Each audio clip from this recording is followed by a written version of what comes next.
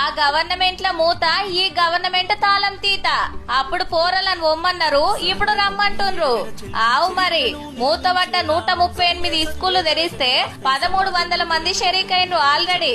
ఎక్కువ మటుకు రంగారెడ్డి, నాగర్ కర్నూల్, ఖమ్మం, సిద్దిపేట, జగిత్యాల అడ్మిషన్లు నడుస్తున్నాయి. పిల్లలు లేరని, సార్లు రారని, దగ్గర బళ్ళున్నాయని ఏం తక్కువ 2000 స్కూళ్లు మూసేసిండ్రు తెలంగాణ వచ్చిన 10 ఏళ్లల్లా.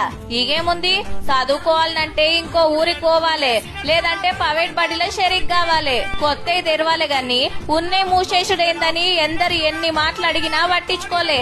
ఇక వీళ్ళు రాగానే చిన్నగా మళ్ళా తెరుస్తున్నారన్నట్టు. సవలతులు కూడా పెంచుతుండే వరకు సర్కార్ జాబులు చేస్తోళ్ళ పిల్లలు కూడా గవర్నమెంట్ బళ్ళకే రాబట్టిరి. ఈ ఏడు ప్రైవేట్ కు బాయ్ చెప్పి ఏం తక్కువ 50,000 మంది సర్కారు బడిలో అడ్మిషన్ తీసుకున్రంటే చూడుండ్రిగా. మళ్ళా ఇంగ్లీష్ మీడియం సుతా చెప్పబట్టిరి. బడి డ్రెస్ కొనాల్సిన పని లేదు, పగటి బువ్వ పట్టుకురావాల్సిన తిప్పలేదు. కంప్యూటర్ పాఠాలు, ఆర్పారుండే టీచర్లు, పెద్ద ఆటల మైదానం. అందుకే వేలకు వేలు ఫీజులు కట్టి ప్రైవేట్ కు పంపే కంటే ఇండ్లకు పంపింది నయం అనుకుంటున్నట్టు.